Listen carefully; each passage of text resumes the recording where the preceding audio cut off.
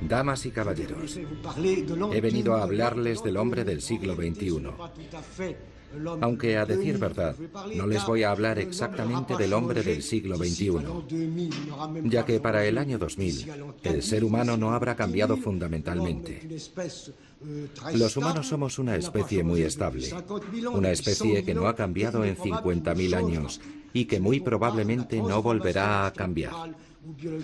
Con todo, aunque los humanos no suframos ninguna transformación estructural o biológica, el progreso científico alterará considerablemente la condición humana y los hábitos humanos, sobre todo nuestro comportamiento reproductivo. El progreso científico tiende a tecnologizar, o si lo prefieren, a biologizar a la especie humana, transformándola gradualmente de especie natural u Homo naturalis en especie artificial u Homo biologicus. Uno de los cambios que con toda certeza habrán tenido lugar para el año 2000 es que los humanos gozaremos de una esperanza de vida mucho más elevada.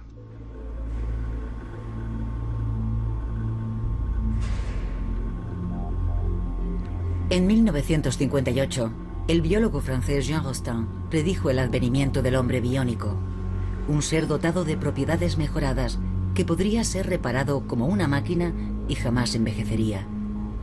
Con el descubrimiento del código genético, se perfiló la extraordinaria perspectiva de dominar un día nuestra propia biología.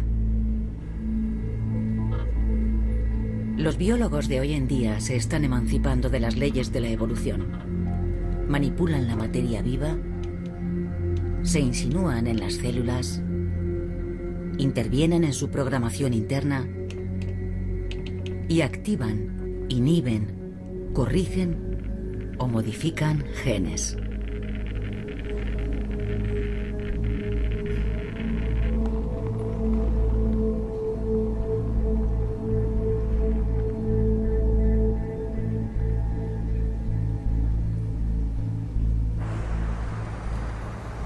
La genética es la clave para comprender la biología del ser humano, y la carrera para desvelar sus secretos no cesa de acelerarse. Un equipo de investigadores del Instituto Tecnológico de Massachusetts ha dado con un gen que prolonga la vida de los organismos vivos, desde el más primitivo hasta el más complejo. Este gen ha sido activado en laboratorio sometiendo a un grupo de ratones a una rigurosa dieta. Podría tratarse del gen que condiciona la longevidad.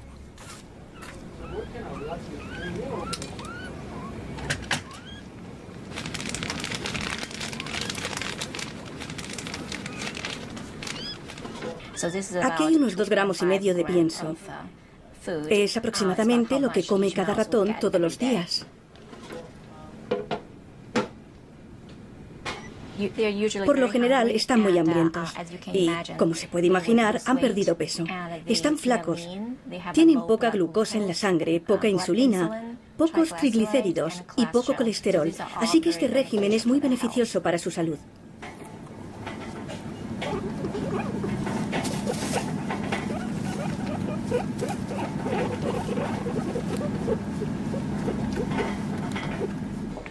La restricción calórica es una dieta que reduce la ingesta de calorías por el animal hasta alcanzar el 60% de la cantidad normal, pero manteniendo el mismo aporte de vitaminas y minerales.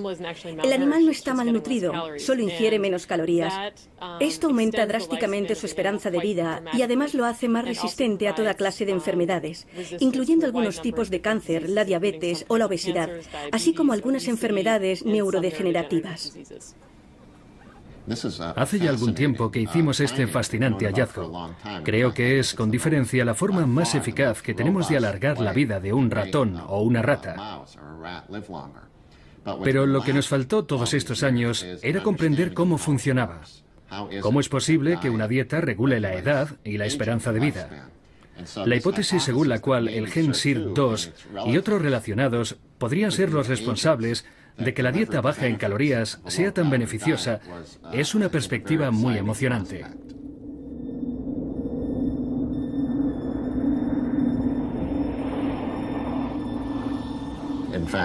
En realidad, nos llevó unos 8 años llegar a la conclusión de que el gen SIRT1 es el gen antienvejecimiento.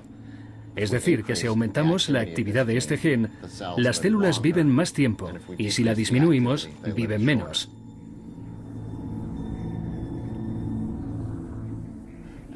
Lo impactante es que si eliminas este gen, los ratones se ponen muy enfermos. Así que es importante que este gen esté presente en los mamíferos. Pero lo interesante es que si estimulamos la expresión de este gen, los ratones presentan algunas de las características de los ratones a régimen.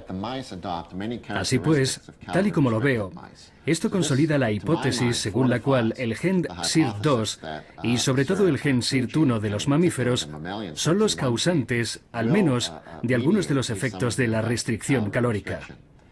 Por ejemplo, los ratones con un gen SIRT1 muy activo están flacos y su sangre tiene las mismas características químicas que la de los sometidos a régimen.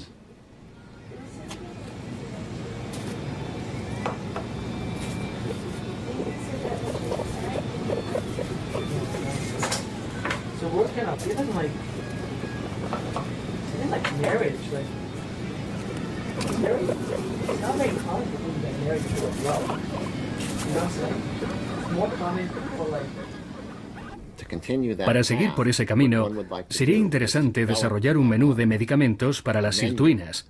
La SIRT1, por supuesto, pero igual también las demás sirtuinas de los mamíferos, de la SIRT2 hasta la SIRT7, y probar estos medicamentos contra las distintas enfermedades, primero con animales y luego con seres humanos, en espera de poder comercializarlos.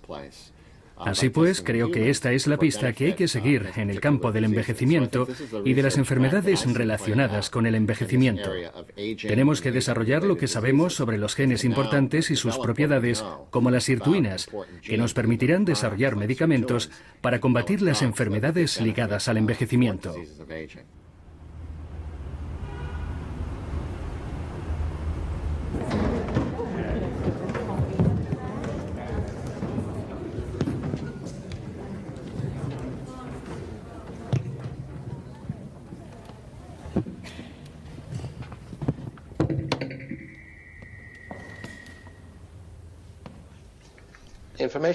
La tecnología informática duplica su potencia cada año.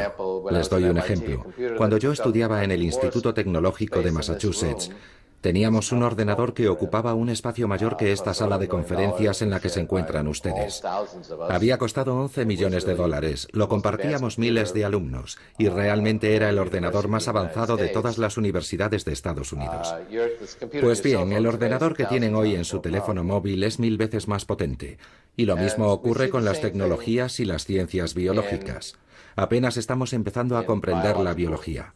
Es cierto que hemos recopilado el genoma humano, pero aún estamos muy lejos de comprenderlo del todo y de poder manipular genéticamente el funcionamiento del genoma o el cerebro o la forma en que un proceso biológico determinado puede degenerar en enfermedad. Pero nuestras herramientas están avanzando exponencialmente. Cada año estamos duplicando nuestra capacidad para simular estos procesos, modelizarlos y reprogramarlos. Y dentro de 20 años tendremos herramientas mucho más poderosas. Será realmente una transformación considerable. Estimulados por el entusiasmo de unos pocos visionarios, como el físico americano Ray Kurzweil, cada vez más científicos se dejan seducir por la promesa de una edad de oro de la biotecnología. Las investigaciones avanzan a un ritmo acelerado, pues científicos del mundo entero siguen cada día nuevas pistas e innovaciones.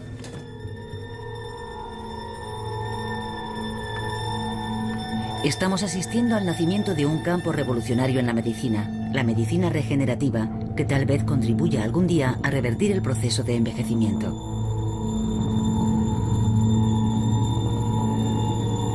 Hace apenas unos años, un equipo de biólogos logró extraer de un embrión humano en un estadio temprano de desarrollo una célula con propiedades extraordinarias, la célula madre embrionaria. Las células madre tienen una capacidad única para regenerarse y duplicarse indefinidamente sin deteriorarse. No solo son capaces de vivir para siempre, sino que pueden diferenciarse, es decir, transformarse en cualquier tipo de célula de un organismo.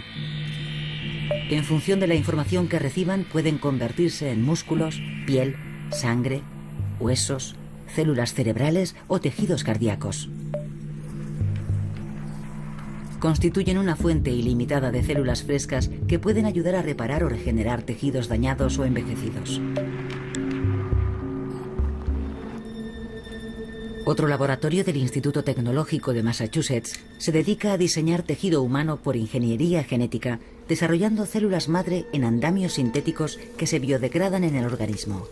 No está lejos el día en el que serán capaces de diseñar riñones, hígados, corazones, médulas espinales y vasos sanguíneos.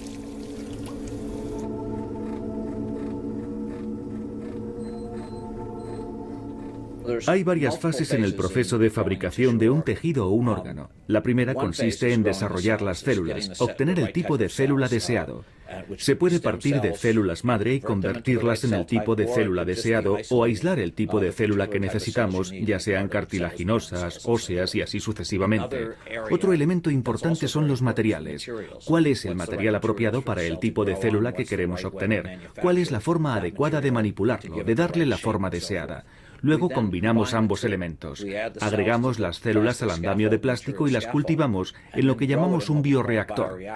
Durante esa fase hay que alimentarlas con los nutrientes adecuados. Luego cogemos el tejido que hemos creado en el bioreactor y se lo implantamos a un animal o a un paciente. A lo largo de todos estos años hemos debido de fabricar más de 20 tejidos y órganos distintos, médulas espinales, intestinos, huesos. Ahora estamos metidos en un proyecto apasionante: sintetizar genéticamente tejido para fabricar corazones nuevos.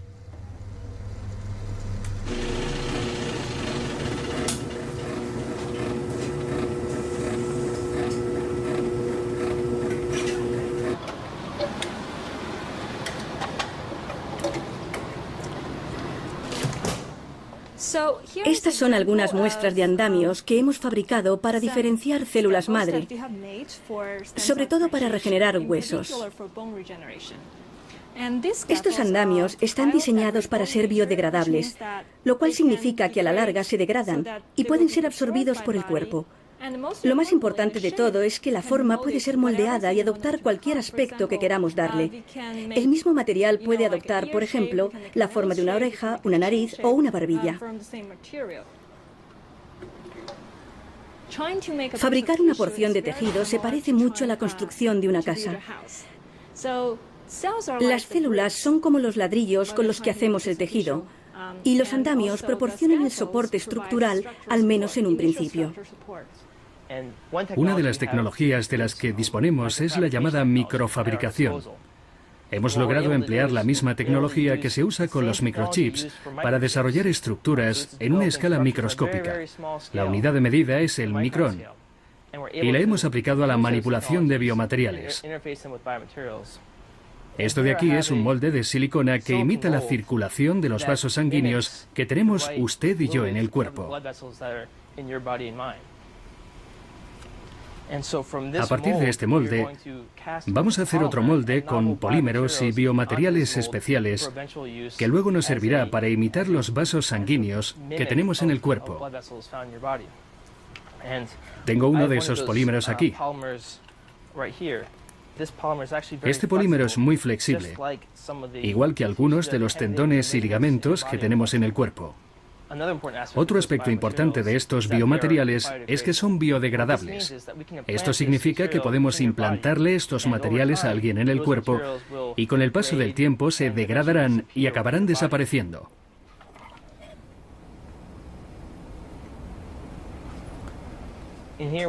Esto que estamos viendo ahora con el zoom es un entramado microfluídico que imita el lecho capilar que tenemos en el cuerpo.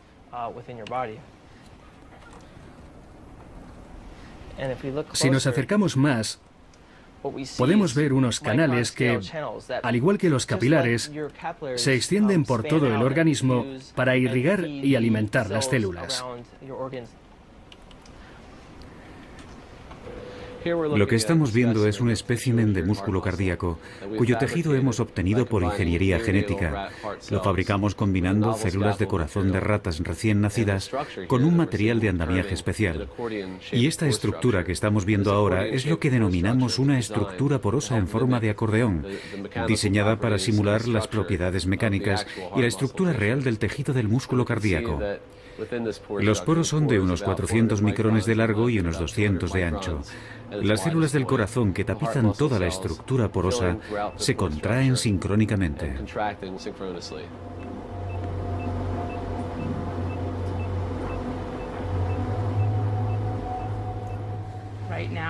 Ahora mismo estamos empezando por lo más sencillo. Un pequeño parche cardíaco que se puede aplicar a una zona dañada por un infarto o un injerto vascular que se puede colocar en una aorta u otra parte del corazón. Hay otros equipos fabricando válvulas de tejido obtenido por ingeniería genética. A largo plazo, tal vez se pueda contemplar combinar estos proyectos y reparar un órgano entero, pero eso será más adelante. Nuestro objetivo a largo plazo es llegar a fabricar tejidos y órganos para cualquier paciente que los necesite. Por ejemplo, si alguien necesita un hígado nuevo, un corazón nuevo o un pulmón nuevo, bastaría con fabricarle uno. Es como una fábrica de órganos donde puedes producir un órgano y luego cogerlo de una estantería para trasplantárselo a alguien y así proporcionarle un hígado nuevo, un corazón o un pulmón.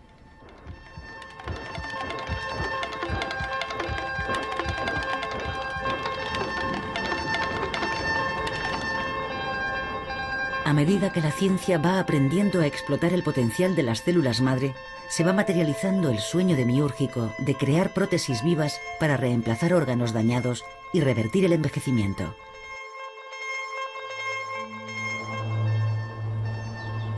El genetista inglés Aubrey de Grey, de la Universidad de Cambridge, ha elaborado una radical teoría sobre la forma de ampliar la esperanza de vida humana. Asegura que el envejecimiento es una enfermedad curable como cualquier otra y que la muerte no es inevitable. Este polémico científico es uno de los pocos que defienden la hipótesis de la inmortalidad. Estoy convencido de que es probable que la primera persona que llegue a los 1000 años haya nacido ya. Diría que hay una probabilidad del 80%. Diría incluso que hay una probabilidad de un 50% de que la primera persona en llegar a los 1000 años tenga ahora 40 o 50 años. Ya sabemos que en principio se puede reparar el envejecimiento, sencillamente porque sabemos que el cuerpo humano es una máquina. Es una máquina realmente complicada y no tenemos los planos, como para las máquinas fabricadas por el hombre, pero sigue siendo una máquina. Esto significa que su esperanza de vida funcional puede ser aumentada indefinidamente si la reparamos y nos ocupamos de su mantenimiento con el suficiente cuidado. Solo nos queda por descubrir la forma de llevar a cabo, concretamente, las estrategias de reparación y mantenimiento para desarrollar las tecnologías adecuadas. Sabemos cómo funciona una casa porque se basa en una metodología que hemos creado nosotros. Entendemos todos los métodos que presupone una casa, de modo que podemos repararla. Aún no tenemos el conocimiento o las herramientas que requiere nuestro cuerpo, pero los estamos consiguiendo muy rápidamente y nos acercamos exponencialmente a esa meta.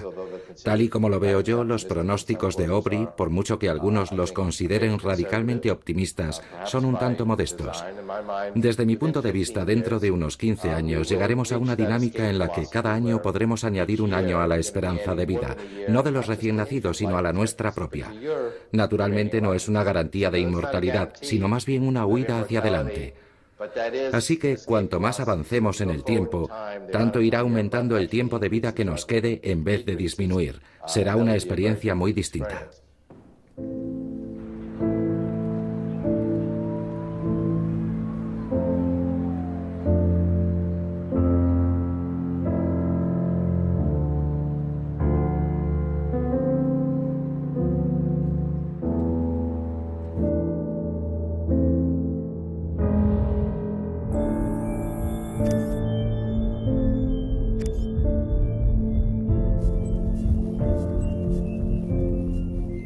Según los pronósticos más utópicos, la humanidad se dotará de medios para mejorar sus facultades, interviniendo directamente en el sistema biológico de su cuerpo mediante las tecnologías más recientes. Pronto, reprogramar nuestra bioquímica será tan fácil como reprogramar un ordenador. La tecnología de lo infinitamente pequeño está produciendo ya los primeros prototipos que podrán ser empleados en la nanomedicina, máquinas del tamaño de moléculas que operarán directamente el cuerpo humano desde dentro y administrarán los medicamentos directamente a las células. Para los nanobiólogos, estas máquinas moleculares van a revolucionar el futuro de la medicina. Pronto no habrá una sola enfermedad que se escape de su campo de acción.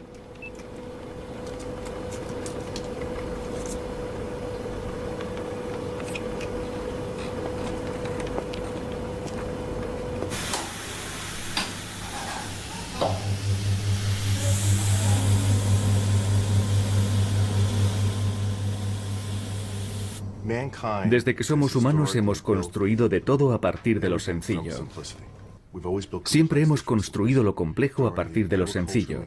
En las épocas agrícolas y mecánicas hemos construido de todo partiendo de 6 máquinas sencillas, la palanca, la polea, el tornillo. Todo lo que hemos construido a lo largo de este periodo de nuestra historia lo hemos hecho con estas 6 sencillas máquinas. En la era electrónica hemos construido de todo partiendo de 5 máquinas sencillas, la resistencia, el condensador, el inductor. El resultado de todo esto es que ha limitado considerablemente la complejidad de los dispositivos que podíamos construir. En cambio, la naturaleza dispone de una gama de decenas de miles de máquinas sencillas. Yo deseaba tener acceso a esta increíble gama de materiales de construcción para poder construir dispositivos y máquinas que tuvieran una complejidad comparable a la que encontramos en los sistemas vivos. Así fue como nos propusimos averiguar la forma de sacar partido a estas moléculas individuales y ensamblarlas para que hagan lo que queremos que hagan.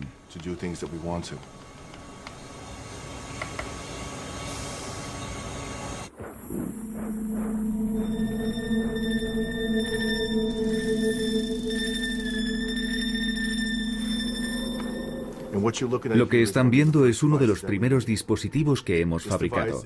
Mide apenas 125 micrones y se alimenta de la energía de estas células, que son de corazones de crías de rata. Se impulsan con células madre cardíacas.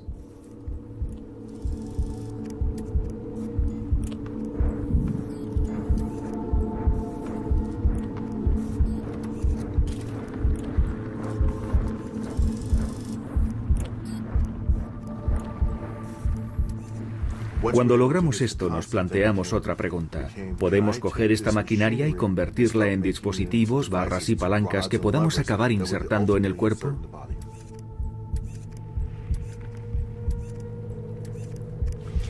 Trabajar con este tipo de material es muy emocionante, pero queríamos ahondar más en la fisiología de los organismos vivos. Queríamos ser capaces de fabricar dispositivos que pudiéramos insertar en el nivel más básico de los organismos vivos. Empezamos a trabajar con una molécula llamada ATP sintasa, que es como la central eléctrica de la célula. Funciona como una barra que va girando y accionando unos cilindros.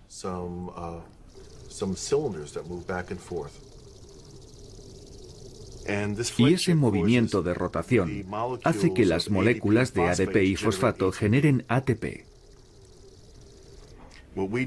Lo que hicimos fue coger la parte motora, disociándola de la membrana. Cogimos la turbina y le dimos la vuelta. Y así teníamos un motor con un eje sobresaliendo. Luego le acoplamos una nanobarra para que hiciera las veces de hélice, con los pistones en movimiento y el eje dando vueltas. Ese fue el primer nanocóptero. El resultado es bastante impresionante, pero cuando lo diseñamos tuvimos que resolver un montón de problemas. Tuvimos que aprender a extraer esas moléculas y disociarlas. Ahora bien, ¿cómo lograr químicamente que se conecten exactamente donde queremos? ¿Cómo poner esas moléculas exactamente donde queremos? Se podía reorientar todo en la dirección deseada, hacia abajo. Se podía colocar exactamente donde queríamos. Así es la nanotecnología.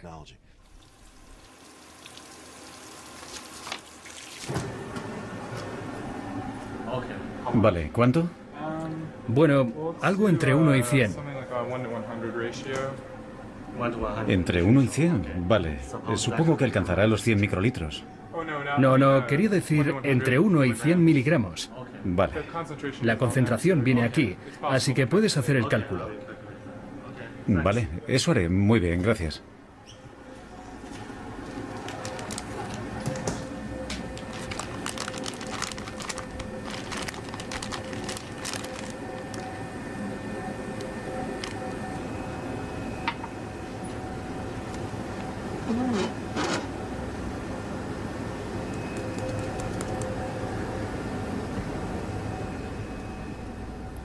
Ahora mismo estoy trabajando en otro proyecto. Estamos usando una molécula llamada Phi29. Es como un motor de ARN. Es el motor que usan los virus para almacenar el ADN dentro de la cápside vírica. Y estamos pensando en usar este principio para diseñar un dispositivo que almacene ADN dentro de otro dispositivo artificial que hemos construido para luego inyectarlo en una célula con fines de terapia génica. Los virus tienen un contenedor y en el fondo del contenedor hay una especie de motor. Básicamente lo que hace este motor es girar y según va girando recoge espirales de ADN que luego almacena en el contenedor. Así que va dando vueltas y almacena el ADN, comprimiéndolo mucho. Luego replica el ADN en esta parte en la que está almacenado, tan comprimido que está sometido a una presión increíble. Luego, cuando un virus se acerca a una célula que quiere infectar, se le abre una ventanita y el ADN se precipita dentro de la célula. Como está a presión, el ADN sale disparado y así es como se infecta la célula. Es un motor muy potente. De hecho, es uno de los motores más potentes que se encuentran en la naturaleza. Ni que decir tiene que un motor muy potente puede ayudar a la hora de mover objetos más grandes que él. Estamos intentando extraerlo de su arquitectura natural para insertarlo en otra cosa.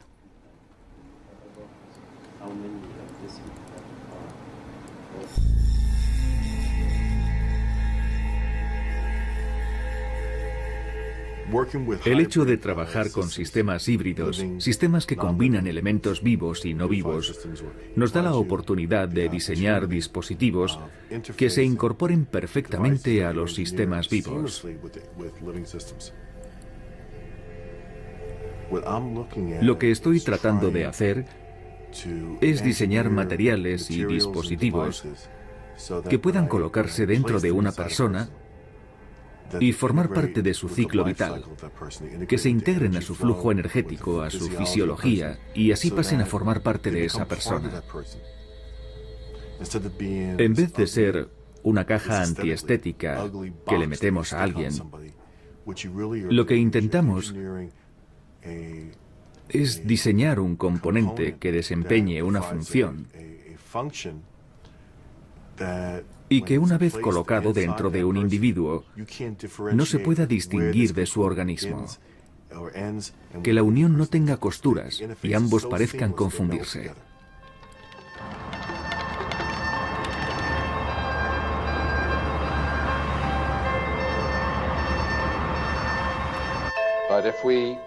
Para 2010 creo que esta tecnología se habrá vuelto invisible.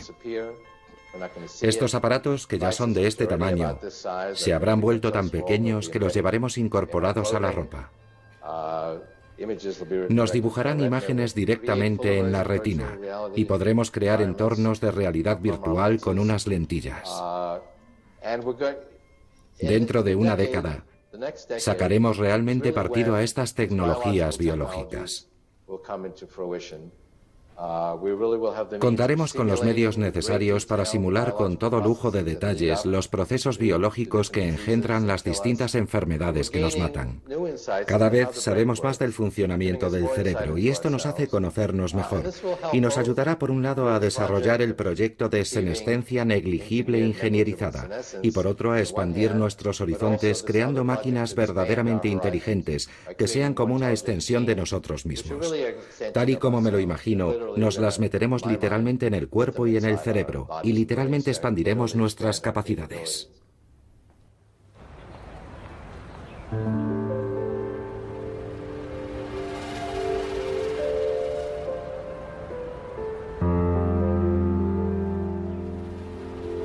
Los avances más recientes de la neurociencia nos permiten contemplar perspectivas emocionantes, aunque un tanto perturbadoras. La neuroimaginería, la estimulación magnética y las neuroprótesis nos brindan nuevas posibilidades de explorar y reparar el cerebro. Un equipo de neurobiólogos de la Universidad del Sur de California lleva más de una década desarrollando una neuroprótesis, un sustituto sintético de la memoria. En apenas 15 años, este aparato podría permitir reparar los daños causados por enfermedades neurodegenerativas como el Parkinson o el Alzheimer, y en último término, erradicar la senilidad. ¿Serán estas nuevas prótesis el primer paso para obtener una mente en forma dentro de un cuerpo inmortal?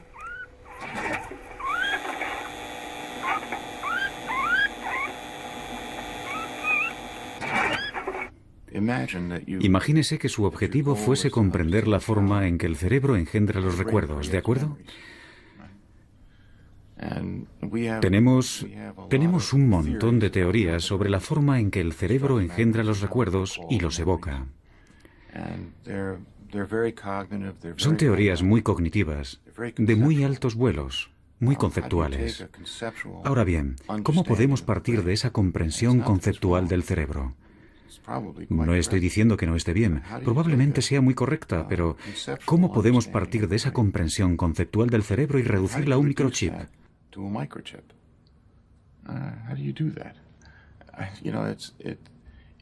No es una tarea fácil convertir estos conceptos en circuitos, en ecuaciones matemáticas. De hecho, hay quien cree que tratar de fabricar neuroprótesis para la memoria o la cognición es cosa de locos.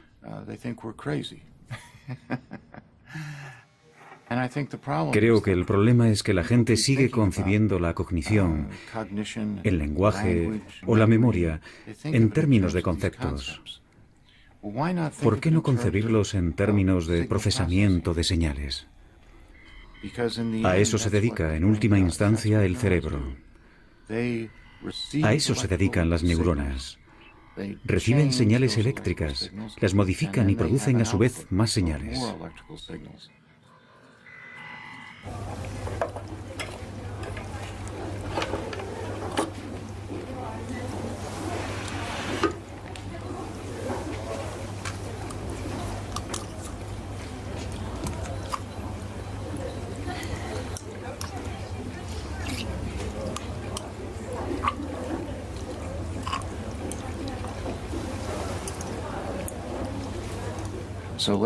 Démosle, pues, a una neurona todos los estímulos posibles, es decir, una serie de intervalos aleatorios. Estimulamos la neurona y observamos la señal eléctrica de salida. Luego nos preguntamos qué señal de salida se corresponde con cada señal de entrada. De esta forma generamos un modelo muy general. Un modelo que nos muestra cómo reaccionarían realmente las células nerviosas ante cualquier patrón concebible. Deme cualquier patrón que se le ocurra y programaré el ordenador para que prediga cuál será la señal de salida de la neurona, y ya verá cómo es exactamente esa. Probablemente no necesitemos saber mucho más de lo que ya sabemos para poder reemplazar una parte del cerebro.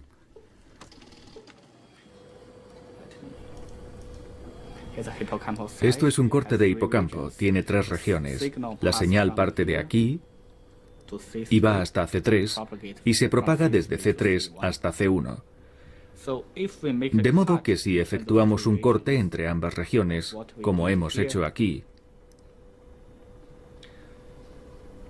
y enviamos un estímulo, seguirá habiendo actividad en esta región, pero no observaremos ninguna respuesta en C3 o C1 porque estarán dañados. Hicimos esto para recrear lo que le había ocurrido a un paciente que tenía la región C3 dañada. Acabamos construyendo este chip FPGA para reemplazar la región cerebral dañada. Lo que hace este chip es predecir matemáticamente cuál debería ser la actividad en C1. Si nos fijamos solo en las señales de salida, no percibimos ninguna diferencia entre esta prótesis y lo que puede observar en este corte intacto. Dicho de otro modo, hemos reemplazado funcionalmente una región C3 dañada con este chip FPGA. El chip cerebral no repara realmente la región dañada, sino que ocupa su sitio. Es un sustituto.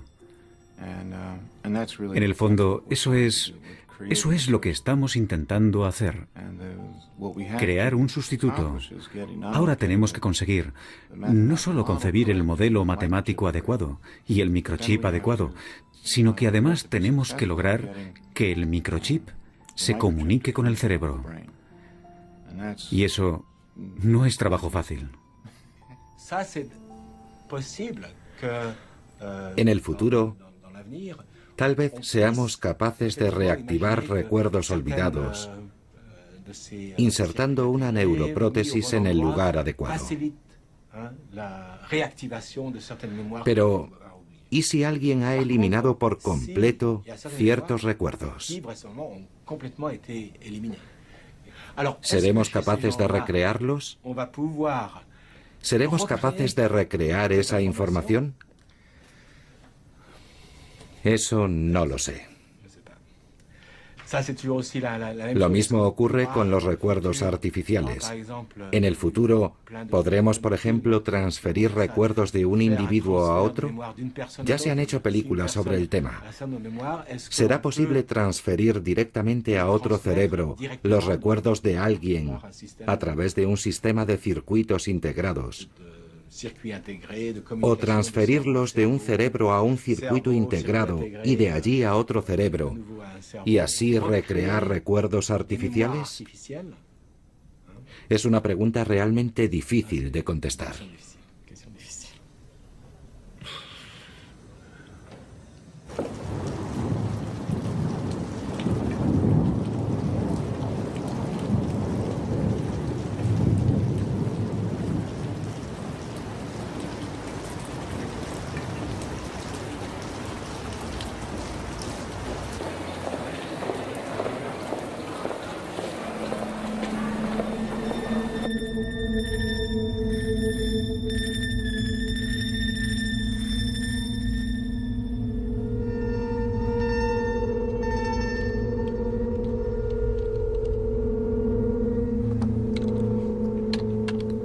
Parece prácticamente imposible reducir la inteligencia humana a un conjunto de ecuaciones. Y sin embargo, un equipo de neurocientíficos del Instituto Federal Suizo de Tecnología está creando un cerebro virtual, una réplica perfecta de un cerebro de rata, con la ayuda de uno de los superordenadores más potentes del mundo. Dentro de 10 años, cuando haya finalizado el proyecto, el programa Cerebro Azul permitirá simular y visualizar las funciones electroquímicas del cerebro que le ha servido de modelo. Puede que de las interacciones entre miles de millones de conexiones neuronales emerja un atisbo de inteligencia. Los investigadores esperan que este simulador de cerebro les ayude a desvelar el secreto de la conciencia humana.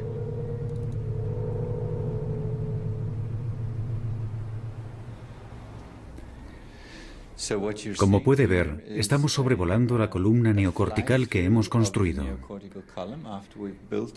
Está formada por unas 10.000 células, aunque solo estamos viendo un 10%. Un aspecto interesante es que se puede apreciar que el 90% del cerebro está compuesto de ramas. Y este modelo, el proyecto Cerebro Azul, nos permite comprender y explorar la función que desempeñan estas ramas. La única forma de explorar el funcionamiento colectivo de estas ramas consiste en juntarlas, reconstruyendo el circuito.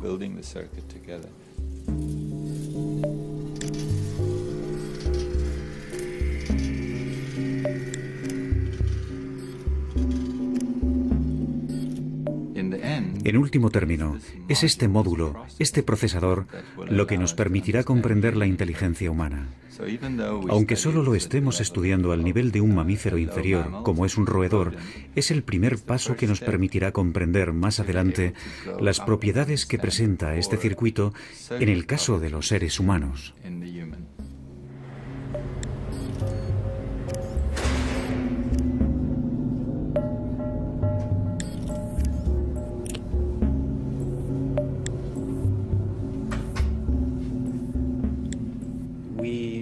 Tenemos un equipo increíble en el laboratorio para grabar la actividad de las neuronas individuales.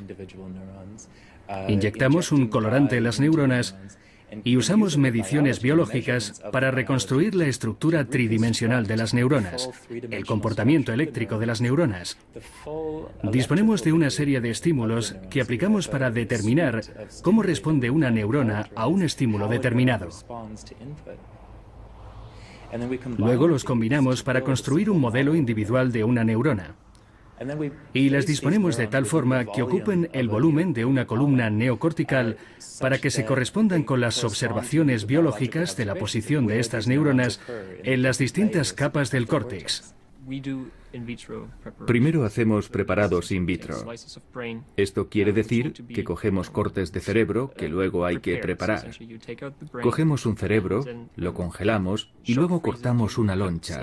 La dejamos en reposo, la colocamos en el portaobjetos y la ponemos en el microscopio.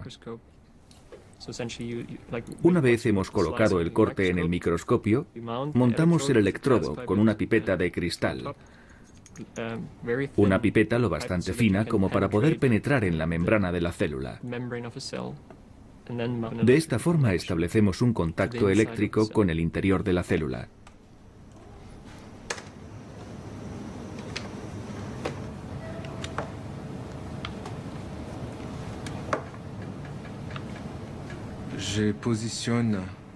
Estoy dirigiendo la punta de la pipeta hacia la célula.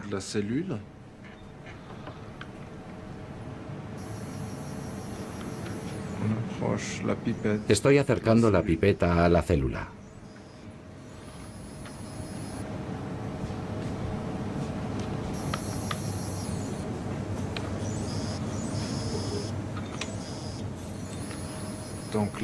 Nos estamos acercando a la célula. Aún no se puede ver.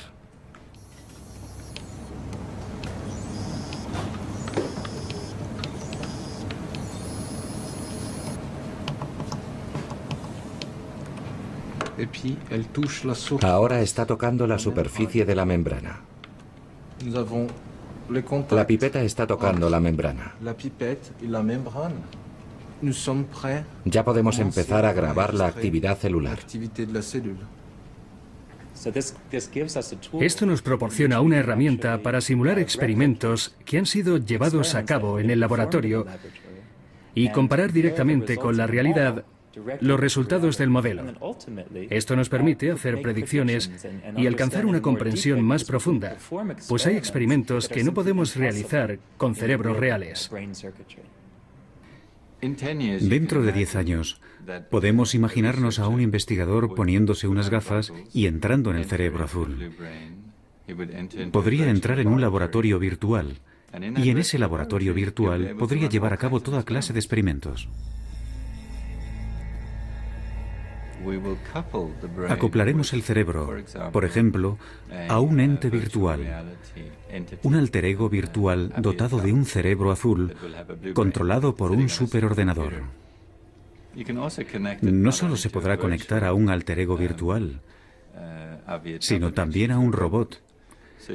Así se podrá tener un robot físico interactuando con el mundo a través de un sistema de cámaras y grabadoras. Toda esa información sería inyectada en el cerebro y luego mandaría órdenes para conducir al robot.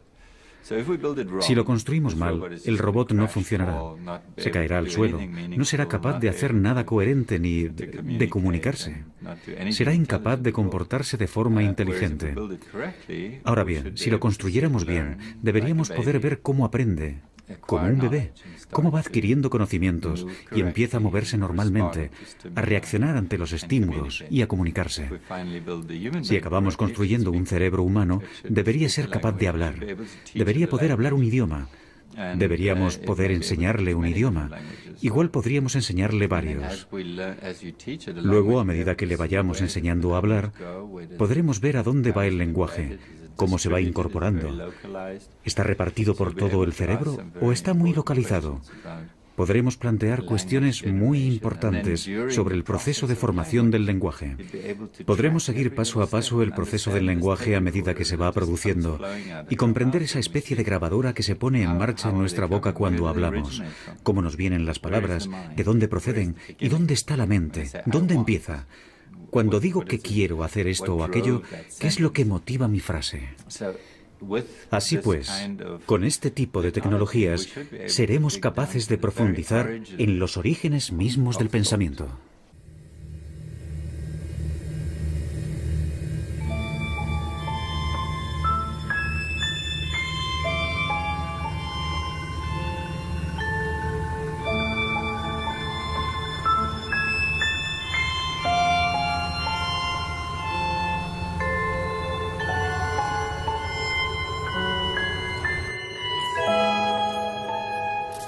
Las barreras éticas se están viniendo abajo poco a poco y no estorbarán el progreso científico por mucho más tiempo. Pero, ¿y si nuestro desbocado afán por dominar nuestra propia biología fuese una carrera sin fin? ¿Y si la salud perfecta fuese un ideal ilusorio? Tal vez logremos diseñar algún día nuevos genes, nuevos órganos, nuevos recuerdos. Pero nos expondríamos a alterar por el camino el núcleo mismo de nuestra identidad.